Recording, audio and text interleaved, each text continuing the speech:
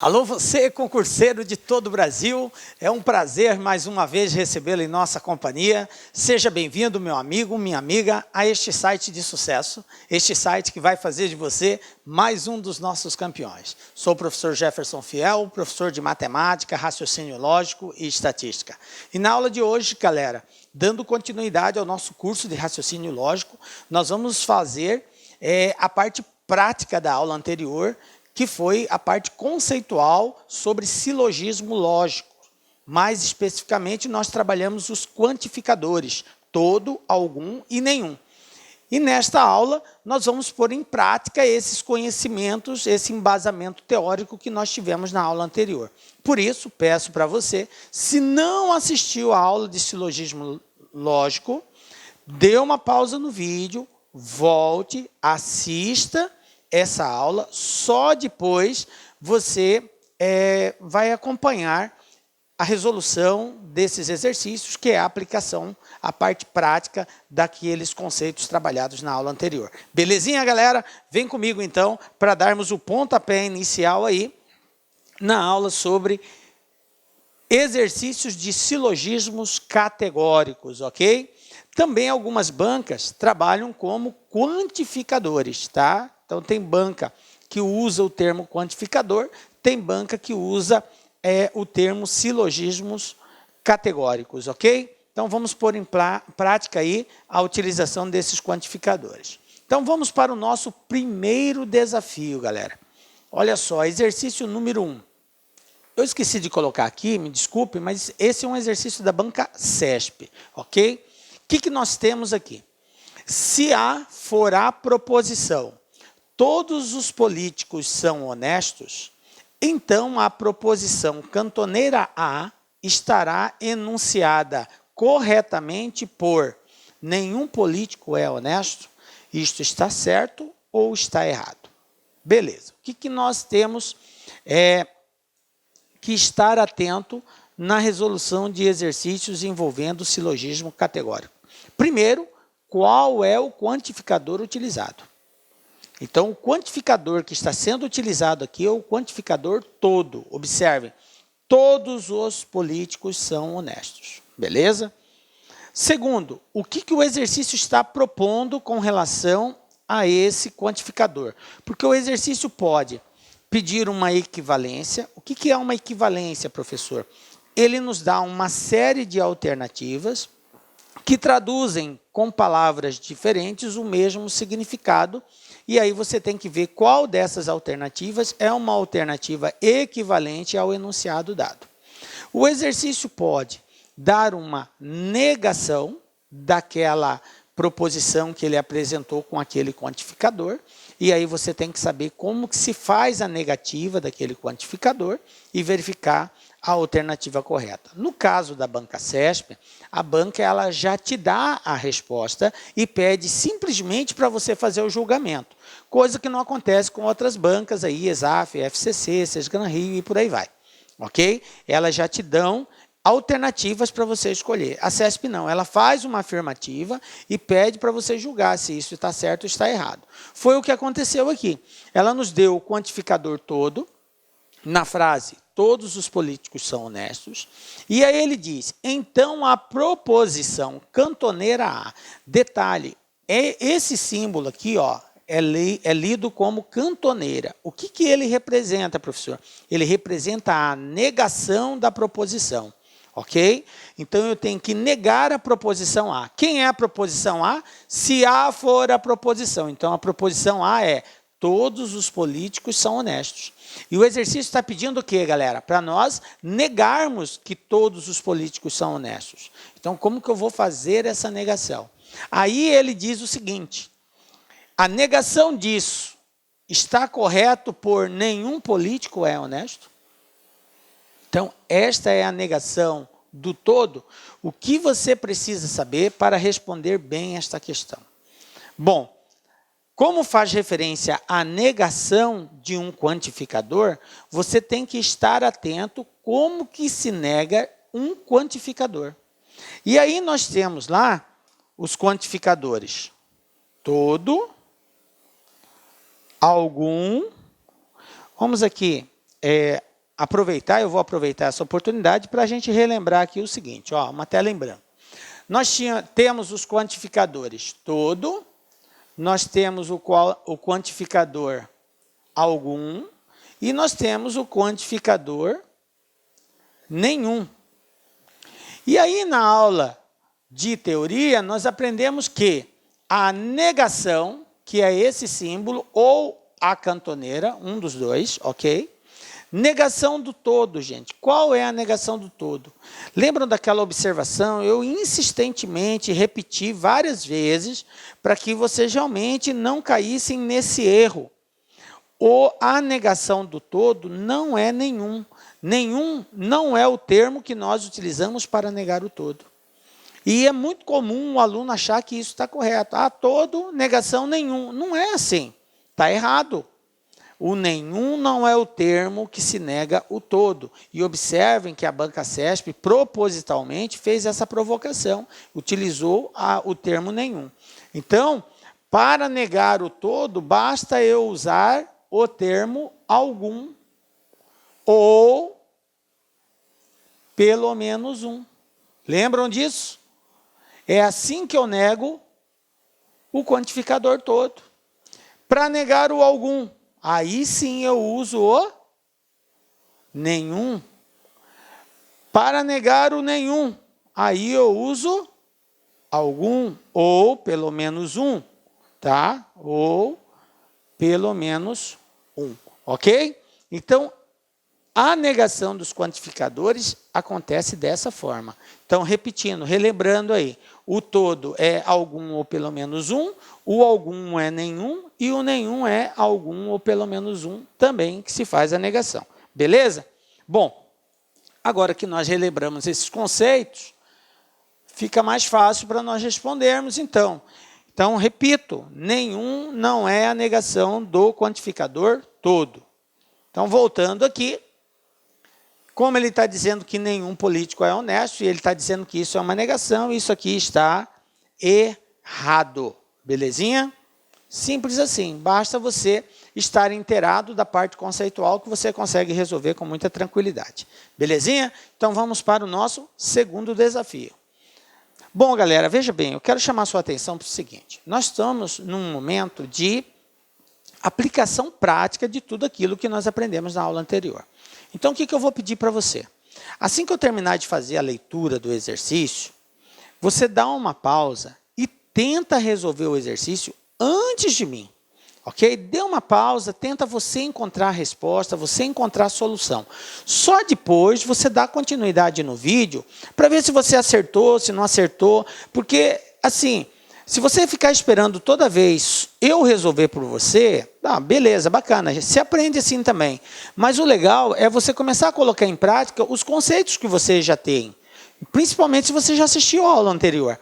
Você vai colocar em prática aquilo que você acha que é e depois você faz o confronto com aquilo que eu vou comentar. E verifica se acertou, se errou, por que errou. Então, não importa se você errou. Errou, beleza, galera. O importante é que você entenda o porquê que você errou e qual que seria a forma correta. Belezinha? Então, vem comigo. Olha só. ESAF, Banco ESAF, Receita Federal. Se é verdade que alguns adultos são felizes e que nenhum aluno de matemática é feliz, então é necessariamente verdade que, letra A, algum adulto é aluno de matemática, letra B, nenhum adulto é aluno de matemática, algum adulto não é aluno de matemática, algum aluno de matemática é adulto e nenhum aluno de matemática é adulto. Beleza. Então, esta é a questão.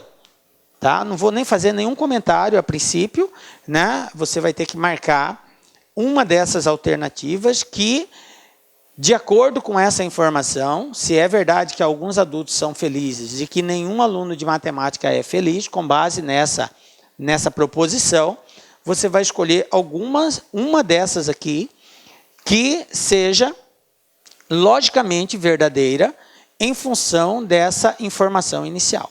Beleza? É isso que você vai ter que fazer. Algumas dessas informações são mais ou menos corretas e outras são exatamente corretas. Você pode realmente precisar. Então, você tem que saber qual delas é. Beleza? Boa sorte aí. Dá uma pausa no vídeo, tenta fazer o exercício. Na sequência, acompanha a solução que nós vamos dar. Beleza? Bom, então vamos lá, galera. Está em destaque aqui a frase que é a afirmativa inicial que o exercício nos deu. Então, eu tenho aqui o seguinte: se é verdade que alguns adultos são felizes e que nenhum aluno de matemática é feliz, então é necessariamente verdade que... Bom, não sei se vocês se recordam, mas na aula sobre silogismo, nós mostramos que todos os quantificadores podem ser representados através de diagramas. A utilização de diagramas na resolução de exercícios não é uma obrigatoriedade, mas é um facilitador. Na medida que você aprende a trabalhar com os diagramas, aprende a representar aquela frase, aquela proposição que está sendo colocada na forma de diagrama, você consegue ter uma visualização mais ampla do contexto daquela frase. Dessa forma, você consegue tirar conceitos mais, digamos assim, mais concisos, ok? Então, vamos utilizar os diagramas. Professor, é obrigado? Como eu disse, não é obrigatório, mas facilita a nossa análise final. Então, eu vou tentar expressar através de diagramas isso daqui. Se é verdade que alguns adultos são felizes. Quando ele diz se é verdade que alguns adultos são felizes, eu posso dizer que todos os adultos são felizes? Não. Não posso. Se é verdade que alguns adultos são felizes. Olha aqui, ó. O quantificador aqui não é o quantificador todo, é o quantificador algum. Então, alguns adultos são felizes. Como que eu represento através de diagrama isso? Então, eu tenho um diagrama que representa as pessoas felizes. Isso aqui são pessoas felizes, ó. E aí eu tenho um outro diagrama dentro dessas pessoas que são felizes, que são adultos. Então, eu vou ter adultos e vou ter de crianças. Vamos dividir só em duas categorias, adultos e crianças. Então, eu vou ter os adultos. Mas todos os adultos são felizes? Não. Ele falou só alguns. Então, a representação dos adultos, ela vai ter que ser dessa forma. Uma parte dela está dentro do grupo de pessoas felizes. Aqui, ó. Mas existe uma outra parte fora. Por quê? Porque ele não falou que todos os adultos são felizes, só alguns. Então, eu tenho aqui adultos. Beleza, esse aqui é o grupo dos adultos. Alguns são felizes. Beleza. Depois, ele falou aqui, e que nenhum aluno de matemática é feliz. O que ele disse? Nenhum aluno de matemática é feliz. Isso quer dizer que dentro do grupo das pessoas felizes vai existir aluno de matemática. Qual é o quantificador que está sendo utilizado? É o quantificador nenhum. E o que o quantificador nenhum representa? Ele representa que não existe intersecção, não existe elemento comum. Então, quando ele diz que nenhum aluno de matemática é feliz, então, dentre o grupo de alunos de matemática, não tem pessoas felizes. Então, eu não posso admitir uma intersecção das pessoas que são alunos de matemática com o grupo de pessoas felizes. Como que pode aparecer esta representação? Ela poderia estar aqui fora, alunos de matemática, ó, alunos de matemática, poderia estar aqui fora e não ter intersecção com as pessoas felizes e nem ter intersecção com as pessoas adultas, mas ela pode estar aqui também, ó. Ela pode estar aqui também, ó. Alunos de matemática é também um possível local aonde ela pode estar. Aí você perguntaria, professor, por que ali? Porque o exercício, a frase não diz que aluno de matemática não pode ser adulto. Ele não diz. Então, uma coisa a gente tem que aprender na hora de fazer análise lógica. Aquilo que causa dúvida não pode ser considerado uma verdade absoluta. Dentro da lógica, não pode ter dúvida. Então, qual vai ser sempre a alternativa correta? É aquela alternativa que, sem sombra de dúvida, expressa uma verdade. Aquilo que causa dúvida, pode ser isso, mas também pode ser aquilo, então gerou dúvida. Se gerou dúvida, não é uma verdade absoluta. Se não é uma verdade absoluta dentro da lógica, não pode ser admitido como verdadeira essa questão. Não existe mais ou menos certa dentro da lógica. É aquilo que é exatamente indiscutível. Isso aqui é um fato e eu posso contestar isso e posso comprovar. Essa é uma certeza absoluta. Agora, isso ou aquilo pode ou não pode ser. Então, logicamente, não é correto. Então, você tem que estar atento a isso daí. Porque a gente está dizendo isso, que a gente costuma receber e-mails de alunos que chegam e falam para nós, professor, mas essa questão também poderia ser a letra B, ou poderia ser a C, ou a E. Veja bem, aluno, só é verdade absoluta, tá? Aquela questão, aquele item que não causa dúvida. Não tem dúvida nenhuma sobre ele. Aquilo ali é admissível. Então, isso é verdadeiro. Gerou dúvida? Descarta. Beleza? Então, eu não posso dizer, de acordo com o que está escrito, que não existe aluno de matemática que seja adulto. A única coisa que eu posso dizer é que não existe aluno de matemática que é feliz. Então, não posso representar, através de diagrama, uma intersecção entre alunos de matemática e pessoas felizes. Isso não vai existir, de acordo com o texto. Mas ele pode ser fora e não ser adulto, como ele pode ser, não ser feliz, mas ter pessoas adultas aqui também. De repente, pode até ser todos os adultos, né? Mas eu não posso também dizer que é isso, porque eu não encontro sustentação na frase. Então, vamos julgar agora cada um desses itens de acordo com essa análise. Letra A. Algum adulto é aluno de matemática? Veja bem, nós temos aqui a seguinte situação. Se eu analisar por esse diagrama que eu coloquei aqui, eu posso dizer que algum adulto é aluno de matemática, porque existe aqui, eu criei uma hipótese de intersecção entre alunos de matemática e adultos. Isso é uma hipótese. Mas pode ser também que eu tenha essa outra situação, e aquela não seja verdadeira e essa seja verdadeira. E aí, nesse caso, eu tenho alunos de matemática que não são adultos, todos eles. Professor, mas o senhor não sabe se é assim, mas eu também não sei se é daquele jeito. Isso aqui são situações que podem ser. Então, pode ser assim? Pode. Pode ser assim? Pode também. Então, resta dúvida. Ele admite mais de uma verdade. Então, isso pode ser logicamente verdadeiro? Não. Então, a letra A está descartada. Descartada a letra A. Vamos para a letra B. Nenhum adulto é aluno de matemática pela mesma razão anterior. Eu não posso dizer que nenhum adulto é aluno de matemática. Se eu fosse analisar esse diagrama como verdadeiro, essa letra B encontraria consistência. Ela seria verdadeira, se o diagrama verdadeiro fosse esse, mas eu não tenho certeza. Isso aqui é só uma hipótese. Pode ser assim ou pode ser assim. Então, dizer que nenhum adulto é aluno de matemática não é logicamente verdadeiro. Porque essa situação ela pode ser admitida e eu posso ter adulto como aluno de matemática. Então, resta dúvida? Resta. Então, não é uma verdade absoluta. Letra B está descartada. Então, vamos para a letra C. Algum adulto não é aluno de matemática? Quando eu digo algum adulto não é aluno de matemática, eu quero dizer que pelo menos um.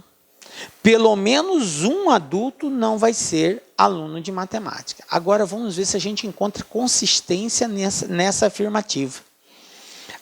Algum adulto não é aluno de matemática. O que eu sei a respeito de adultos? Eu sei que existem adultos que são felizes e que existem adultos que não são felizes. Isso é uma verdade absoluta. O texto me garante isso. Alguns adultos são felizes. Se alguns são, é porque existem outros que não são. Então, eu tenho essa situação aqui com relação aos adultos.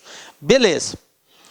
Como ele diz que nenhum aluno de matemática é feliz, isso quer dizer que esse grupo de adultos felizes não pode, em nenhuma hipótese, ser aluno de matemática. Por quê? Porque ele disse que nenhum aluno de matemática é feliz. Se nenhum aluno de matemática é feliz e eu tenho adultos que são felizes, esses adultos que são felizes não podem ser alunos de matemática, porque nenhum aluno de matemática é feliz. Então, esse grupo que está aqui, que é um grupo de pessoas felizes e adultas, uma certeza eu tenho: eles não são alunos. Olá, meus amigos, com licença, estou interrompendo a sua aula, mas é para dar um recadinho muito importante para você. Ah, professor, aonde que está, professor, o PDF dessa videoaula? Gente, atenção, o PDF dessa videoaula, ela se encontra lá no nosso site, né? Lá com o curso, tem um link aqui embaixo da aula, né? Só que é o seguinte, né? Esse PDF, a gente pede aí uma pequena contribuição por parte aí do nosso seguidor, do nosso aluno, de R$ 29,90. Por quê? Porque a gente tem cursos aqui na sala com curso, né? Então, todos os PDFs, PM Bahia, de todas essas videoaulas que a gente está disponibilizando, mais o Personal Coach, que é a nossa ferramenta pedagógica, meta todo dia, você tem meta, você sabe que você vai estudar, a gente vai ranquear você, a gente vai monitorar o seu desempenho no site por apenas R$ 29,90. Bacana? Então, clica aqui embaixo. E aproveitando, nós temos também o nosso super aulão de véspera aqui da Lá Concurso, que custa apenas R$ 49,90. Bacana? Fui, boa aula, tchau! De matemática. Agora, esses adultos que estão aqui do lado de fora, eles podem ser alunos de matemática. Podem. Sem problema nenhum. Essa hipótese é admissível. Eu não posso dizer que não são, porque o texto não me garante. Tá? Mas, como ele diz aqui, algum adulto não é aluno de matemática, e quando eu digo algum, aí vem a essência do significado dessa palavra, e é isso que eu quero trabalhar contigo. Quando o texto diz algum, ele quer dizer pelo menos um. Então, vai existir pelo menos um adulto que não é aluno de matemática? Sim, aquele adulto que é feliz. E quando ele diz que alguns adultos são felizes, é porque eu tenho pelo menos um feliz.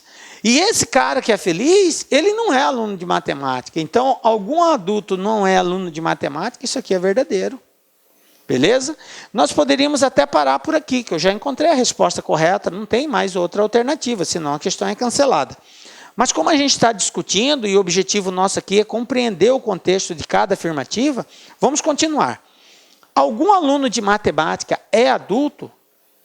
Veja bem, se eu trabalhar com essa hipótese aqui, ó, eu vou ter alunos de matemática adultos. Mas se eu trabalhar com essa outra, não. Então, como eu tenho dúvida, então a questão não é correta. Letra E, nenhum aluno de matemática é adulto? Também a mesma coisa. Se eu pegar esse diagrama, essa hipótese, seria verdadeiro. Mas se eu pegar aquela, já não seria verdadeiro. Então, ela tem ambiguidade, duplas posições, então não pode ser verdadeira. Então, o que nós temos aqui como resposta correta? Letra C, algum adulto não é aluno de matemática. Belezinha? Tranquilo e favorável? Beleza, né, galera? Viram que a utilização do diagrama facilita, né, galera? Por isso que eu chamo a atenção de vocês aí para você dominar bem isso daí. Acertou a questão? Poxa vida, professor, não acertei. Eu errei, eu marquei outra questão. Tranquilo, não é momento para desesperar. Agora você pode errar. Agora você tem todo o direito de errar. Tá? Eu só pergunto, entendeu o contexto? Aprendeu? Viu? Tranquilo, valeu a pena então. Vamos para frente. Tá? Terceiro desafio nosso, Banco-Exaf e Receita Federal também. Ana está realizando um teste e precisa resolver uma questão de raciocínio lógico. No enunciado da questão, é afirmado que todo x1 é y, todo x2, se não for x3, ou é x1 ou é x4. Beleza. Após, sem sucesso, tentar encontrar a alternativa correta, ela escuta alguém acertadamente afirmar que não há x3 e não há x4 que não seja y.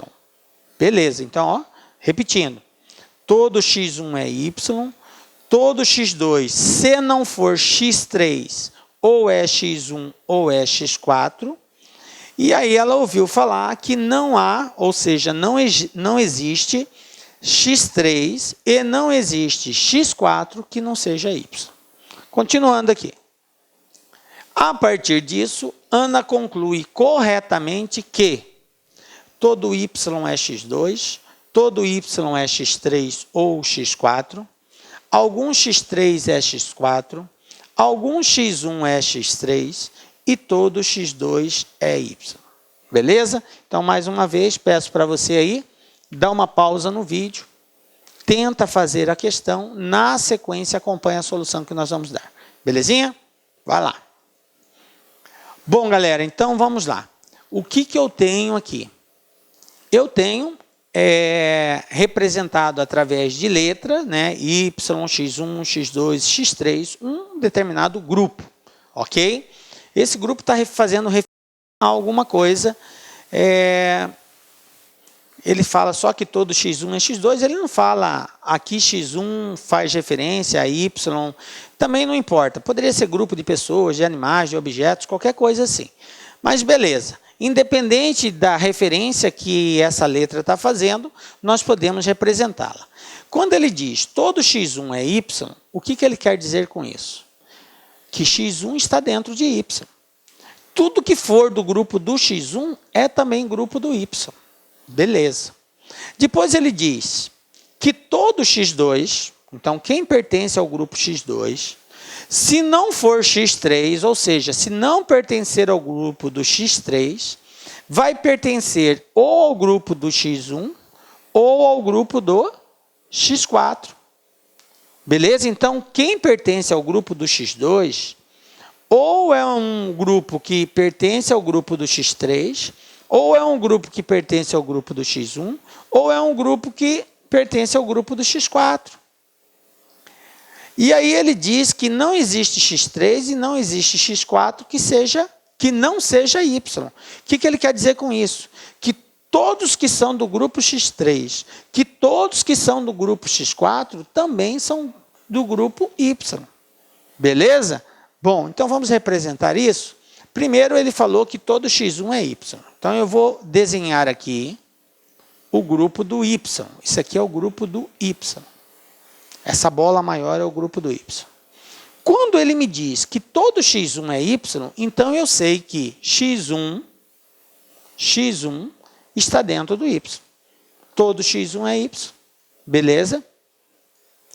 Lembra que ele colocou que não há x3 e não há x4 que não seja y. Então, o que ele quis dizer com isso? Que tudo que for x3, que tudo que for x4, também é y. Então, eu tenho aqui dentro, eu tenho um x3 e tenho aqui dentro também um x4. x3 e x4 é obrigatoriamente parte integrante do y na sua totalidade. Porque quando ele diz não há x3, ele está dizendo que não existe elemento de x3 que não seja de y. Não há x4. Então, não existe elemento de x4 que também não seja elemento de y. Então, todo x4 é y. Então, é isso daqui. Bom, mas o que ele falou do x2, que é a questão nossa aqui, ó. x2, o que ele falou desse carinha aqui? Ele disse que todo x2, vou voltar lá, todo x2, se não for x3, ou é x1 ou é x4. Então, eu tenho todo x2, se não for x3, ou seja, se x2 não tiver aqui, ou ele vai estar aqui, ou ele vai estar aqui. Então, todo x2, se não for x3, essa é uma hipótese, ou ele é x1, então, ou ele está dentro de x1, ou ele é x4, ou então ele está dentro de x4. Ok? Beleza? Tranquilo. Esse diagrama que eu desenhei está de acordo com as afirmativas do texto.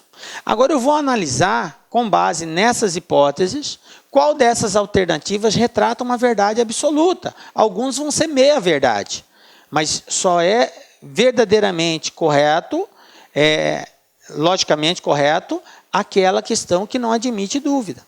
Observe que eu tenho x2 aqui, aqui e aqui. São hipóteses. Eu sei que uma delas é verdadeira. Eu não sei afirmar qual. E eu também não sei se x3 e x4 têm alguma coisa a ver. Pode ser que tenha. É possível ter uma intersecção entre x3 e x4?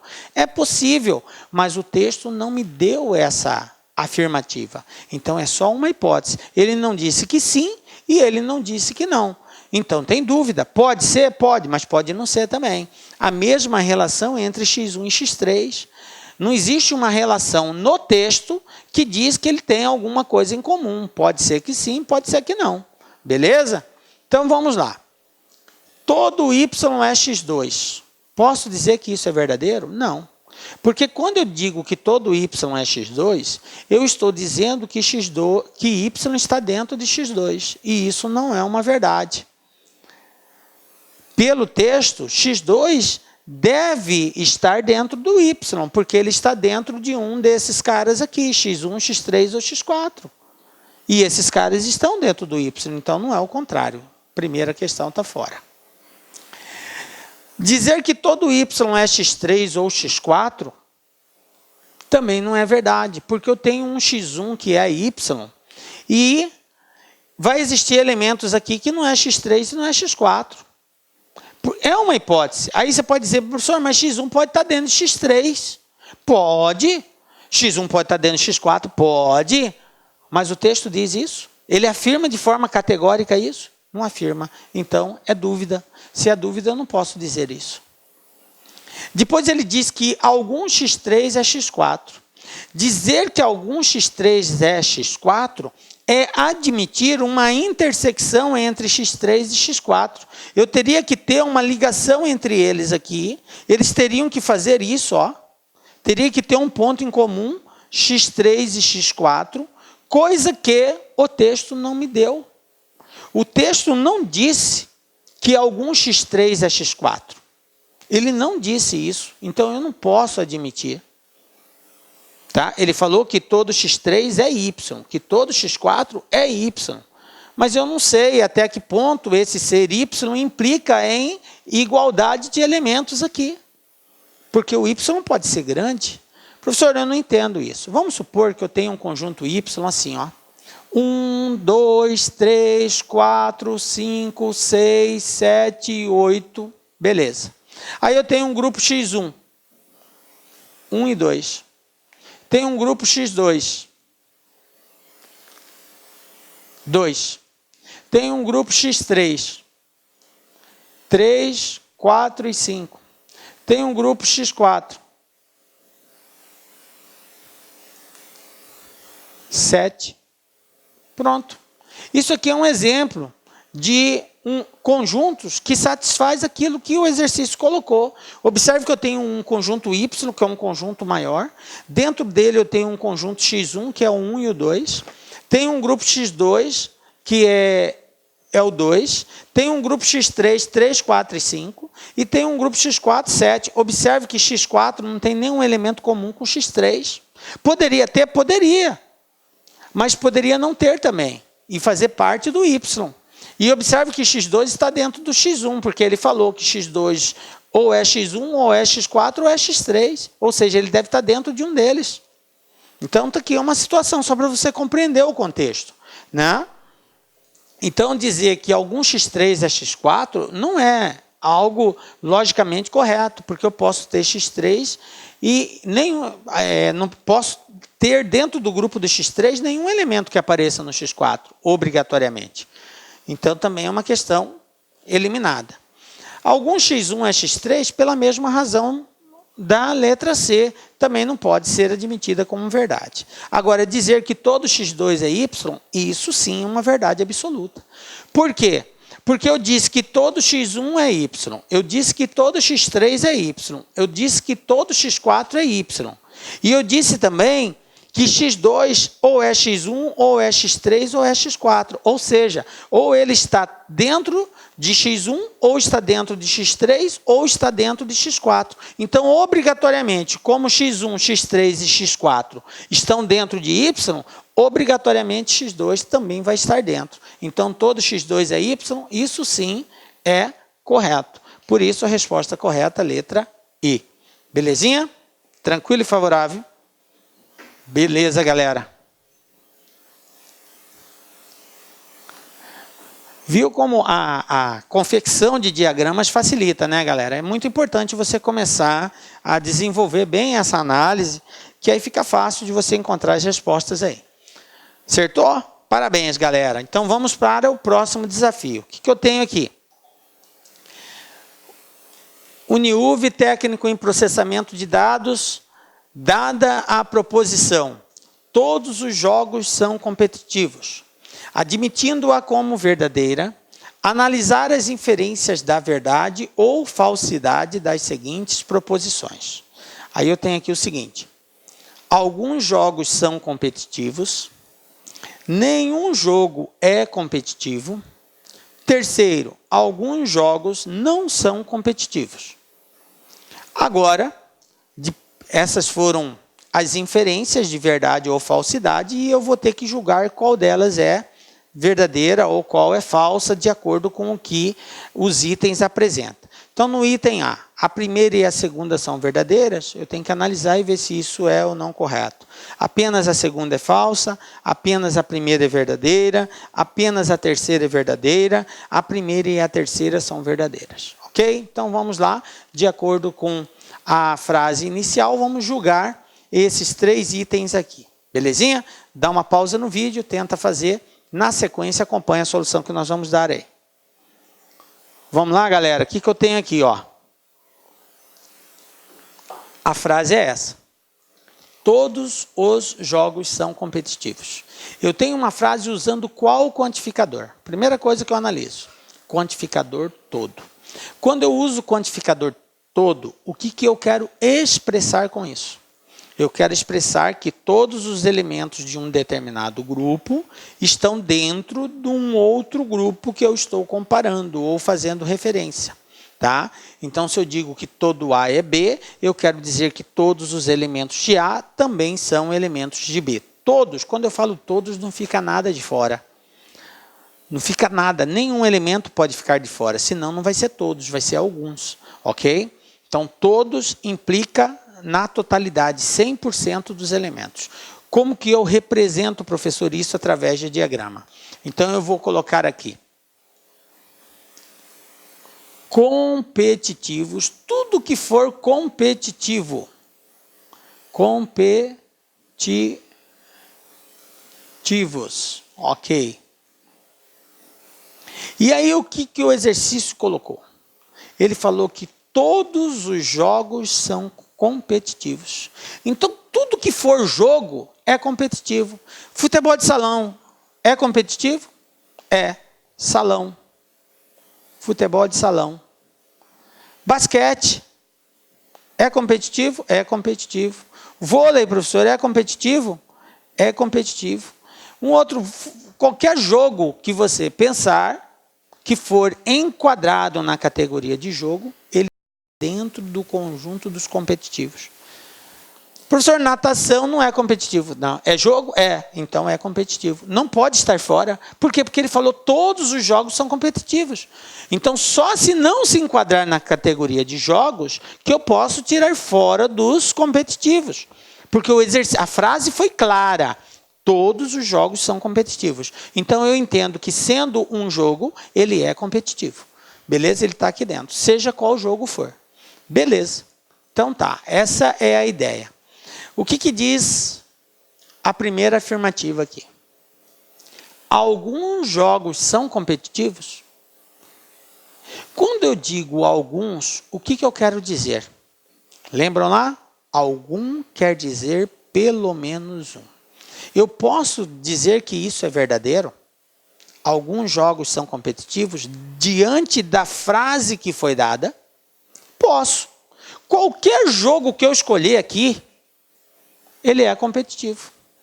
Então, quando eu digo que alguns jogos são competitivos, o algum, ele é um limitador para baixo. E é aí que muita gente acaba meio que ficando confuso nessa situação. Porque acha que algum não pode fazer referência ao todo. Claro que pode. O algum só não faz referência a nada. Eu não posso trabalhar o algum como se não existisse nenhum elemento. Aí não. Então, quando eu falo algum, eu estou falando pelo menos um elemento. Pode ser 1, pode ser 2, pode ser 3, 4, 5, 10, 1.000, 500, milhões. Pode ser todos, pode. Então, o algum ele limita para baixo. Ele não limita para cima. Então, ele limita o mínimo. O mínimo é um elemento comum. Agora, o máximo pode ser todos. Então, dizer que alguns jogos são competitivos, isso é verdadeiro. De acordo com a frase, eu posso encontrar consistência nisso. Agora, na número 2. Nenhum jogo é competitivo.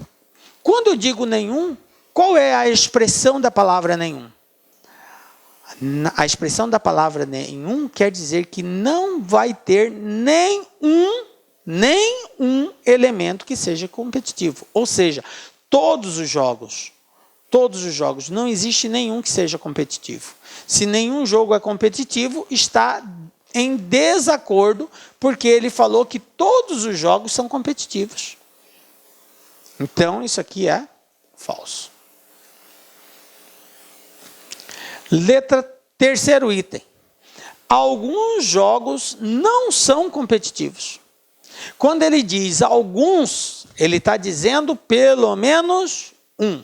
E o que ele está dizendo que é pelo menos um?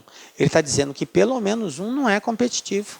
Isso é verdadeiro? Eu posso considerar essa frase como verdadeira, logicamente correta?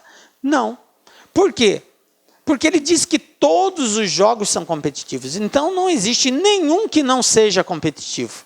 E aí, quando ele diz alguns não são competitivos, ele está dizendo que pelo menos um não vai ser. E não existe essa possibilidade porque o quantificador todo não admite exceção. Então, o terceiro item também é falso. Beleza? Bom, então eu já joguei os 3 itens, agora eu vou ver qual é a alternativa mais coerente para poder admiti-la como verdadeira. Ele diz aqui, a primeira e a segunda são verdadeiras. Ó, eu já constatei que elas são uma verdadeira e outra falsa. Então, isso aqui está descartado. Depois ele diz que apenas a segunda é falsa. Não, não é verdade. Eu constatei que a terceira também é falsa. Então, letra B está errado. Letra C, apenas a primeira é verdadeira. Opa, isso é verdade. Ó. Só a primeira que eu identifiquei como sendo verdadeira. A segunda e a terceira é falsa. Então, essa aqui seria a resposta correta. Já pararia por aí, não precisava nem ficar analisando as outras. Mas, como nossa proposta aqui é compreender o contexto, vamos para a letra D. Apenas a terceira é verdadeira. Bom, a terceira é falsa, então está fora. A primeira e a terceira são verdadeiras, também está fora, porque a terceira é falsa. Então, reforçando, nós temos aqui, apenas a primeira é verdadeira, resposta correta, letra C. Belezinha? Então, tranquilo. Professor, estou começando a pegar o contexto desses quantificadores. Realmente é assim, galera. Por isso que eu peço para você dar uma pausa no vídeo e tentar fazer. Porque se você ficar só esperando eu dar a resposta, você vai ser condicionado à minha análise. E eu não quero isso. Eu gostaria que você tivesse a sua análise própria. Tá? Você analisasse do seu jeito, você criasse a sua forma de compreender o contexto. Por isso que eu faço questão, insisto que você dê pausa no vídeo, tente fazer o exercício, depois você pega e segue a explicação que a gente vai dar. Belezinha? Então, exercício 5. O que eu tenho aqui? Olá, meus amigos! E aí, gostou da nossa videoaula? Ótimo, bacana. Então, estou aqui mais uma vez para convidar você a adquirir o material de apoio aí. A gente está pedindo aí uma contribuição simbólica aqui da Lá Concurso por R$ 29,90, né? Todos os PDF, mais essa metodologia aí fabulosa do Personal Coach.